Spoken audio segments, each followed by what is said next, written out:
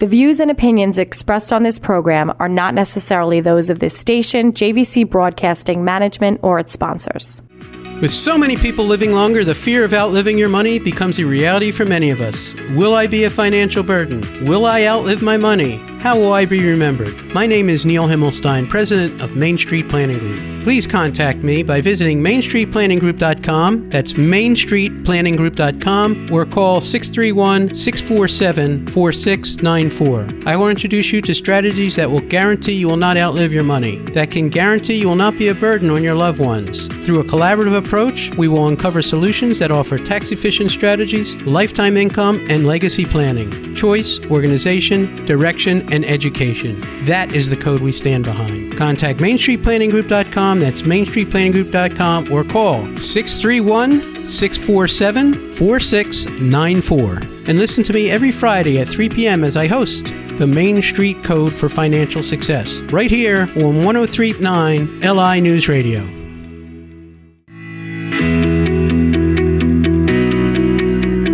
Good afternoon, everyone. Welcome to the Main Street Code for Financial Success. I'm your host, Neil Himmelstein, and you can always reach me at 631-647-4694 or visit my website at mainstreetplanninggroup.com.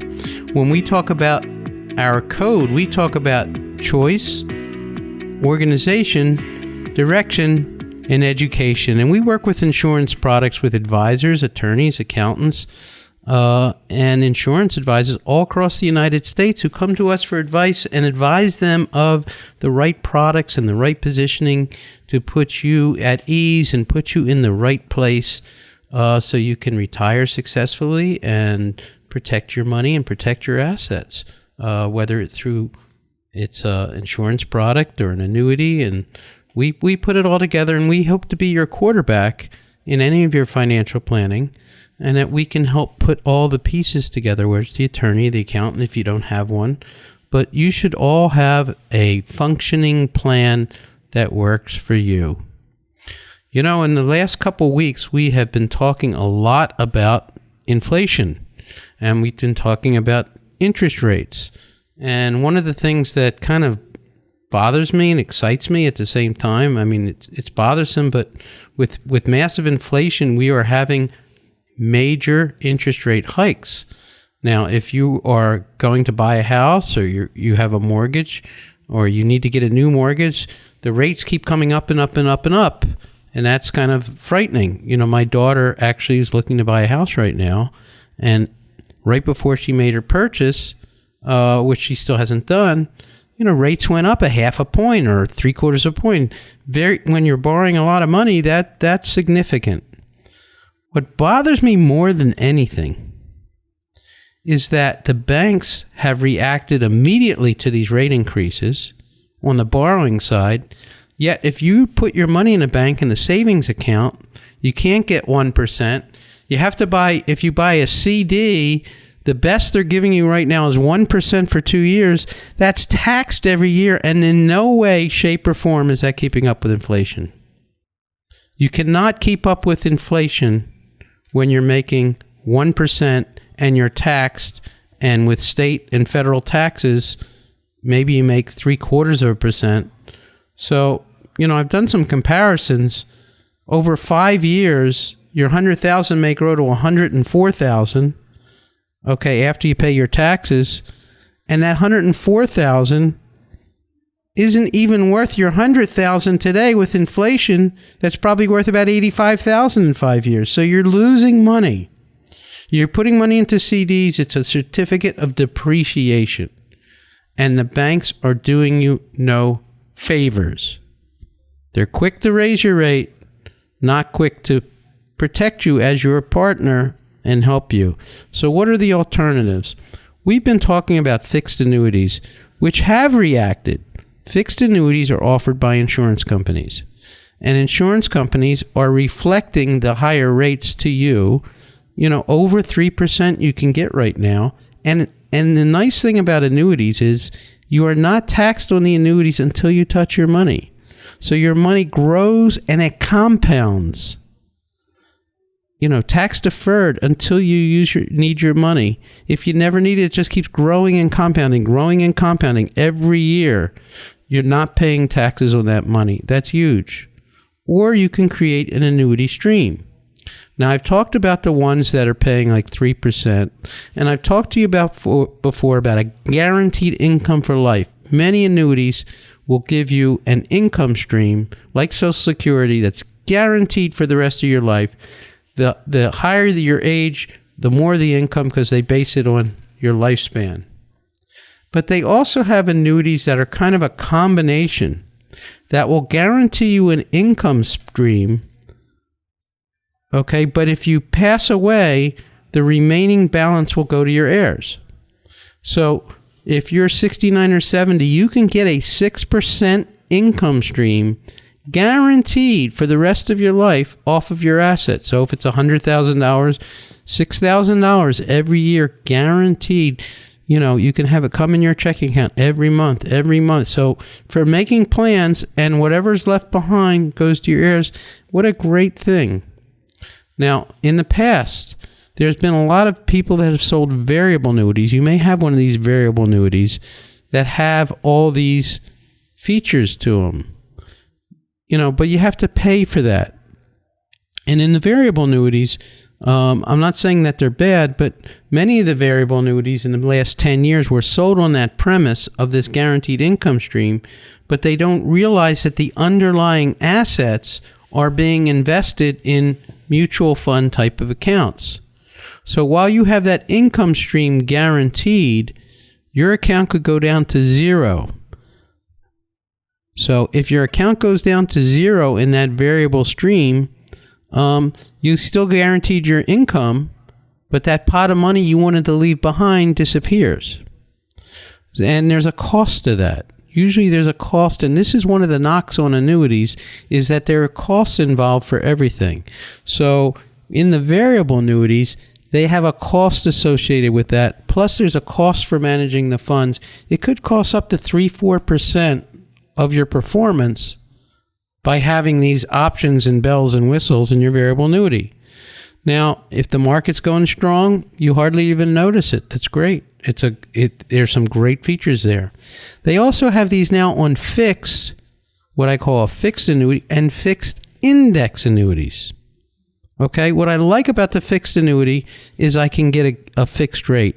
An index annuity is a unique item that some people don't know about. And typically in the state of New York, an index annuity will guarantee you that your money will grow by at least 1% a year, which is all the bank is promising you. But if the S&P does well, you can participate in the market without having any downside risk. So you could probably get up right now up to 5%, let's say, if the market does well. And if the market goes negative 10%, you still get 1%. So your money is locked in and secure. So it's another way of buying a fixed asset in an index annuity or a fixed annuity or an income annuity or a combination. And if you have an annuity, and I have to say this, products are changing all the time. People don't look at what they have. You may have bought an annuity many years ago and maybe it's at 1%. Or you may have money sitting in the bank waiting for a rainy day, sitting at 0% or 1%. We want to make sure you maximize all of your money, whether it's sitting around or not sitting around. You want to maximize all your dollars because, listen, in retirement, we're going to need that money. And with inflation, you're going to need more money. Your money has to grow, even if you're not. Your money has to grow, and you may need an income to cover your fixed expenses so you don't have to think about it every time the market goes up or down. And the market is going to continually be turbulent. The Fed is saying we're going to continually raise interest rates this year.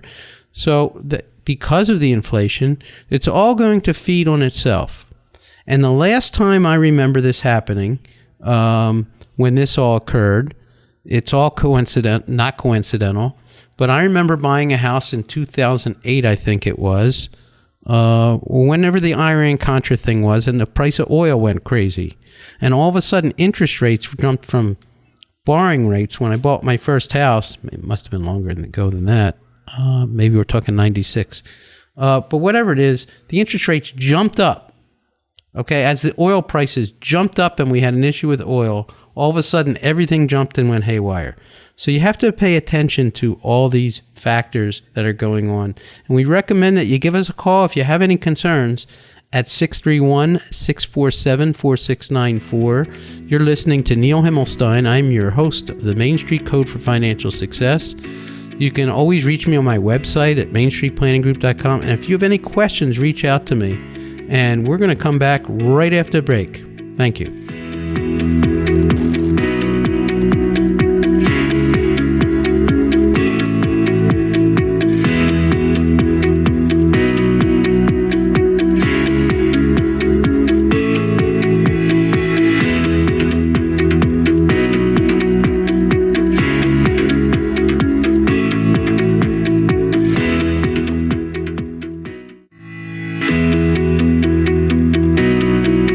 Welcome back to the Main Street Code for Financial Success. I'm your host, Neil Himmelstein. And before the break, we were talking about annuities and banks and interest rates and how you can protect yourself. And certainly reach out to us so we could talk to you how you can protect yourself.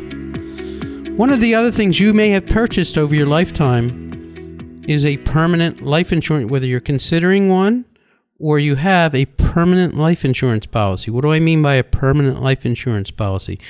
We're talking about a whole life or a universal life or a variable or an index universal life. Now, permanent life insurance policies can be like a black box. You know, what's inside? What are all the mechanisms? You know, most people, they buy insurance, they put it in their drawer and they forget about it. But insurance has been evolving and changing, well, in this market every month, but, you know, every year it changes. The products change, the interest rates change, the expenses change. How does that all change from what you bought maybe 5 years ago, 10 years ago? Well, that's part of the black box and the mystery of life insurance, and you really should have it reviewed, and I talk about this all the time about having it reviewed. And let me just tell you what's in that black box just a little bit, because this will help you tremendously. And again, you can try and review it yourself. Don't review it just yourself. Please reach out to us. We're happy to review any policy you have or any trust you have and make sure that it's working for you. So when you get a policy statement on a permanent life insurance program, whether it be whole life or universal life or any permanent plan, when you get that policy statement, most people take that policy statement, they either throw it away or they put it in a file. But they don't look at that statement. They say, okay, yes, I have life insurance. I know it. I'm kind of guilty sometimes of the same thing. I'll put my statement aside. But you want to turn that statement over. On the back of it, it's very detailed where your premium dollars are going. So there's going to be a column for premium expenses, which is a load on the money that you put in. There's a problem for cost of life insurance. There's also a column for interest that you earned. And then there's an overall cash value at the end. Now, if you start seeing that cash value go down, you better call us. Because what happens is, if that cash runs out of the insurance policy, you're in danger of it lapsing or needing to come up with more money down the road. Okay? Or it could be going into a loan status if you're not paying enough premium. Now, why would that happen? Well, if you bought many policies, like a universal life, one of the things it does is it's less expensive in the beginning, but your actual costs go up as your life expectancy becomes less. So it gradually goes up in price, and if you're not putting enough money in, you will start to see that money dwindle. The worst thing that could possibly happen is you've had a policy for 20 or 30 years, and all of a sudden you're 75 or 80, and there's no money left, and the policy is going to lapse unless you come up with huge amounts of money or your parents or your grandparents may be in that situation and they're not paying attention, and you're like, oh my goodness. And if you let some of these policies lapse, you could be taxed on the gain, because all that gain that you have from your cash, which is either paid by dividends or interest rate or variable rate, all that is not taxed inside your life fund policy unless you have a huge gain. Even if you surrender the policy or lapse the policy with that gain in it, the government will come back and tax you, even if you have that unrealized gain at your regular income tax bracket when that policy collapses. So what we like to do is, there's many times we'll do what we call a loan rescue. Sometimes these policies, particularly whole life policies, may have a big loan on it. Maybe you use that money, which was nice. It was easy. Listen, I wanted to buy a house. I wanted to buy a building. John McCain, when he was running for president, took $80,000 out of his insurance policy, or $800,000, and helped it fund his campaign. He paid it back, but if you don't pay it back, that loan starts to accrue interest. And then all of a sudden, you're not taxed on it. You pay it back. That's great. But there's a lot of people, they'll take those money out and they never pay it back. And all of a sudden, their policy's in danger. And if they don't pay that money back and they let that policy lapse, they get taxed big. All those dividends, all those years, now all of a sudden become taxable in that 1 year. And that could lead to financial ruin. We have ways of rescuing those policies by taking the money and either refinancing that, because a lot of the older policies have high interest rate, or we put it in a policy that has a lower interest rate and pay the loan back from some of the cash you have built up. So there's various techniques, and something you should really look at inside your life policies. Not all life policies are the same. And we talk about that, and they're tricky stuff. Now, we've talked many times, and many we go over. Check your beneficiaries. Make sure, if you have a trust, that your life insurance is owned by the trust. Many times people will buy different life policies throughout their lifetime to take care of different things. And the beneficiaries are not checked. Or they'll set up a life insurance trust, which we advocate tremendously, and their policy's not in the life insurance trust, and somehow it becomes taxable inside their estate. These are very, very common things that happen. These policies have to be watched and they have to be tended to, and we are experts at looking at your life insurance policy. We're expert at looking at your annuities. We're expert in financial planning. That's what we do. And we work in coordination with your attorney, with your financial advisor, with your investment advisor. Particularly, our expertise is insurance. So we will look at every insurance policy, and we will recommend new policies if necessary. So I think that's very important. What else do I want to talk about today? Someone said to me, annuities, they had a couple knocks on annuities because they heard some negative things. And I just want to dispel it. They say, you make huge fees on annuities. You make huge commissions on annuities. Well, yes and no. So all the commissions on annuities, first off, you don't have to pay them. They're paid by the insurance company, number one. Most of that money is paid up front. If you're in managed money or investments, they get paid every year for the lifetime of that investment. So they're actually making a ton more money by managing your money over a lifetime than somebody doing an annuity. So I wanted to dispel that. The other knock on annuities is why invest inside an annuity? Because of the protections that you can get, because of the income streams you can get, because of the living benefits you can get inside an annuity. So very important. And there's tax reasons why, and there's a ton of reasons why to be using annuities, and ton of reasons why life insurance is a great asset to have, because if you buy a well-functioning permanent life insurance program where you fund it correctly, once you put your money in, it's never taxed. It can grow tax deferred. You can take money out of it tax free. And if you pass away, it can go pass free to your heirs. There's no other investment vehicle in the world that has all the protections. of life insurance. And if you're not protected and your family is not protected, you need to think about things. The same thing goes for, we talk about long-term care insurance quite a bit. And long-term care insurance is something I'm deeply passionate about. People say, oh, it's expensive. It's expensive. What's expensive if you go on claim? And even if you bought a long-term care policy 10 years ago and you've been paying premiums for 10 years, and what good is this? Within 3 months, you'll have used up all the money you put into that. Within 3 months of those 10 years of payments, you'll have used up all that money. So think about things. I'm here to help. You're listening to the Main Street Code for Financial Success.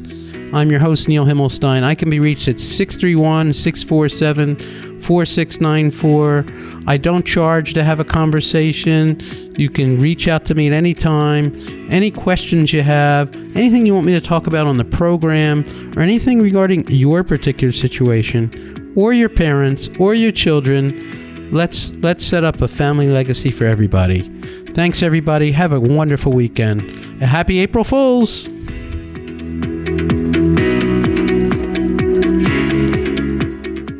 The views and opinions expressed on this program are not necessarily those of this station, JVC Broadcasting Management, or its sponsors.